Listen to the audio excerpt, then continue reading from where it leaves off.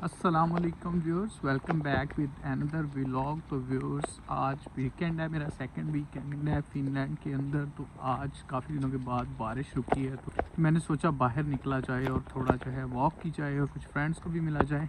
तो अभी मैं जा रहा था रास्ते में, तो मैंने सोचा आप लोगों के लिए एक ज़बरदस्त सा व्लॉग भी बनाएं। तो आज के व्लॉग में मैं जो चीज़ डिस्कस करने जा रहा हूँ वो है लैंग्वेज।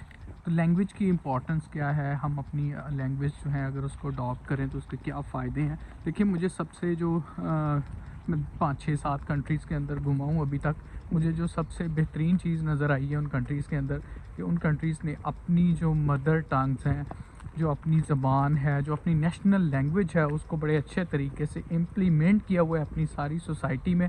यानी कि आप उसको सीखे बगैर जो है उस सोसाइटी में सर्वाइव ही नहीं कर सकते। जैसे मैं स्टार्टिंग विद के जब मैं कोरिया जा रहा था, अल्दो मेरे बहुत सारे कोलीग्स जो हैं वो कोरिया से थे, लेकिन मुझे कोई आइडिया नहीं था कोरिया का कि कोरिया का जो लैंग्वेज सिस्टम है वो कैसा है। तो जब मैं फ़र्स्ट टाइम एयरपोर्ट के ऊपर उतरा हूँ तो मैंने सोचा हुआ था कि कोरिया बड़ा एडवांस कंट्री होगा, हर बंदे को इंग्लिश आती होगी जिस तरह पाकिस्तान में होता है। तो जैसे ही मैं एयरपोर्ट के ऊपर उतरा तो मैंने 2 3 लोगों से बात करने की कोशिश की, किसी को अंग्रेज़ी ना आए, तो मैं बड़ा जो है वो मुश्किल में था। खैर, वो कोरियन जो है वो बड़े हेल्पिंग होते हैं, तो वो बहुत ज़्यादा परेशान हो गए कि ये बंदे को क्या मसला है। तो वो 4 5 लोग जो है ना वो मुख्तलिफ़ डायरेक्शंस में गए और लोगों से बातें की। तो एक उनको ना इंग्लिश स्पीकिंग बंदा मिल गया, उसको लेके आए मेरे पास और फिर उसने मुझे जो है ना सारा गाइड किया कि कैसे मैं एयरपोर्ट से जो है अपनी डेस्टिनेशन के ऊपर पहुंच सकता हूं।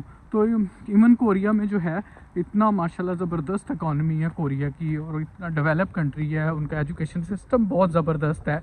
जैसे आप देखते रहते हैं कि कोरिया से बहुत सारे मेरे दोस्त जो हैं वो ग्रेजुएट होके आए हैं और मेरे व्लॉग्स में भी आप उनको देखते रहते हैं। तो उनका एजुकेशन सिस्टम इतना ज़बरदस्त है, यूनिवर्सिटीज़ इतनी ज़बरदस्त हैं, लेकिन वहाँ पर मोस्टली यूनिवर्सिटीज़ के अंदर जो मीडियम ऑफ इंस्ट्रक्शन है स्पेशली विद द कोरियंस जो है वो कोरियन लैंग्वेज ही होता है। इंग्लिश बहुत कम प्रेफर की जाती है। कुछ उनके अच्छे इंस्टीट्यूट्स या आईएसटीज़ जो हैं वहाँ पे मीडियम ऑफ इंस्ट्रक्शन इंग्लिश है, लेकिन फिर भी कोरियन जो है वो कोरियन से ही बातें करते हैं, कोरियन लैंग्वेज में ही बातें करते हैं। मेरे केस में थोड़ा डिफरेंट था कि मैं जब अपनी लैब में गया तो मेरे प्रोफेसर ने मुझे कहा कि यार यहाँ पे कोशिश आपने ज़्यादा करनी है कि इंग्लिश बोलें, ताकि जो इनको इंग्लिश ज़्यादा आए, ना कि तुम कोरियन सीख सको। एनी हाउ, तो मूविंग अहेड, फिर मैं स्वीडन गया। स्वीडन में भी यही था कि स्वीडिश लैंग्वेज जो है उसके ऊपर बहुत ज़्यादा फोकस किया हुआ था। इवन जहाँ हम जैसे फॉरेनर्स जो हैं वो जहाँ पे जाते हैं तो जो परमानेंटली सेटल होना चाहते हैं उनके लिए भी उनकी बड़ी रिस्ट्रिक्शंस हैं कि आप अगर लैंग्वेज का टेस्ट पास नहीं करते तो आप जो है यहाँ पे सोसाइटी में इंटीग्रेट प्रॉपरली नहीं हो सकते। अदरवाइज़ आपको फिर 9 10 साल गुजारने हैं ताकि आपको स्वीडिश सोसाइटी की अच्छे तरीके से समझ आ जाए। इसके अलावा जी एक और ज़बरदस्त चीज़ मुझे यहाँ पे आने के बाद पता चली है कि जो फॉरेनर्स होते हैं उनके जो बच्चे हैं, जैसे पाकिस्तानी हैं जो पाकिस्तान में मुख्तलिफ लोग ज़बानें बोलते हैं जैसे पंजाबी पश्तो, तो उनके बच्चों के लिए भी एटलीस्ट ये जो 1 सब्जेक्ट है उसका अरेंज करते हैं कि क्लास में उनको तकरीबन 1 सब्जेक्ट जो है वो इस तरह का पढ़ाया जाए जो कि उनकी मादरी ज़बान में हो। जैसे मैंने स्टॉकहोम में था तो मैंने वहाँ पर न्यूज़पेपर में पश्तो लैंग्वेज टीचर के एड्स देखे थे, तो मेरे एक फ्रेंड थे, उनसे फिर मैंने कंफर्म किया। तो वाकई मुझे इस चीज़ का जो है वो कंफर्मेशन मिली कि यहाँ पर इनकरेज किया जाता है कि बच्चों को उनकी मदर टंग के अंदर भी 1 सब्जेक्ट जो है वो पढ़ाया जाए। तो और इसके अलावा ये बच्चों को इनकरेज भी करते हैं, पेरेंट्स को भी इनकरेज करते हैं कि वो घर में बच्चों से उनकी मादरी ज़बान में ही बात करें। तो ये देखिए, इस चीज़ की इम्पोर्टेंस है कि जो बंदा अपनी मदर टंग या मादरी ज़बान में सीखता है या घर में जो चीज़ें सीखता है पेरेंट्स से बचपन में, वो चीज़ें जो हैं वो आगे चल के बहुत ज़्यादा काम आती हैं और इसी चीज़ की अफादियत है। इसीलिए ये लोग प्रमोट करते हैं कि आप अपनी ज़बान में सीखें। जब मैं जो है फ़िनलैंड में आया हूँ तो यहाँ पर भी मुझे वही सिस्टम नज़र आया है कि ये लोग जो है अपनी लैंग्वेज को ही प्रेफर करते हैं, और यहाँ पे मोस्टली जो है आपको साइन बोर्ड्स, बसेस का सिस्टम सारा ऑलमोस्ट जो है वो फिनिश में है। अल्दो इंग्लिश में भी जो है वो आप ट्रांसलेट कर सकते हैं, या आपको कुछ ऑप्शन होती हैं लैंग्वेज चेंज करने की, कुछ एप्लीकेशन जब आप यूज़ कर रहे होते हैं। बट मोस्टली ये प्रेफर करते हैं कि इनकी लैंग्वेज को ही सीखा जाए। यहाँ पर मेरे जितने भी कोलीग्स वगैरह हैं मोस्टली जो फिनिश हैं वो आपस में, जब भी मैं उनको देखता हूँ आपस में बैठते हैं तो वो कोशिश करते हैं कि अपनी ही लैंग्वेज के अंदर बात की जाए। तो ये कौमें जो हैं, अल्दो इनकी अगर आप पॉपुलेशन देखें, कोरिया की 5 करोड़ है, इसी तरह स्वीडन की ऑलमोस्ट 1 करोड़ 10 लाख है, फ़िनलैंड की 55 लाख है। तो इतनी कम आबादी होने के बावजूद भी इन लोगों ने अपनी जो इंटीग्रिटी है, जो अपनी पहचान है, जो है आइडेंटिटी जो है उसको इन लोगों ने कायम रखा हुआ है। वो कैसे है कि इन लोगों ने अपनी लैंग्वेज को इम्पोर्टेंस दी हुई है। तो अनलाइक देखें हमारा जो सिस्टम है उसमें उर्दू जो है स्पेशली जो है उसको इतना ज़्यादा मतलब पढ़ाया तो स्कूल्स में जाता है, लेकिन वो कोई ऑफिशियल लैंग्वेज नहीं है। जहाँ पर भी आप जाएं आपको इंग्लिश के साथ डील करना पड़ता है, और इंग्लिश में डीलिंग की वजह से हमारी मोस्टली सोसाइटी में जो लोग हैं उनको इंग्लिश जो है वो एज अ सब्जेक्ट बहुत मुश्किल लगती है, और लोग जो है वो कोशिश करते हैं कि बस इंग्लिश से किसी तरीके से जान छूट जाए, और इस जान छुड़वाने के चक्कर में वो लोग पढ़ाई छोड़ देते हैं। तो ये चीज़ जो है आई थिंक जो अगर इंग्लिश ज़बान सीख लेना जो है इस बात की गारंटी नहीं है कि कौमें जो हैं वो तरक्की करेंगी। आप देखें Korea, Sweden, Finland even the happiest country in the world, इनका एजुकेशन सिस्टम दुनिया का सबसे अच्छा स्कूल एजुकेशन सिस्टम है, वो इनकी अपनी लैंग्वेज में ही है। तो जो चीज़ें आप अपनी लैंग्वेज में सीख सकते हैं वो दूसरी ज़बान में आप बिल्कुल भी नहीं सीख सकते।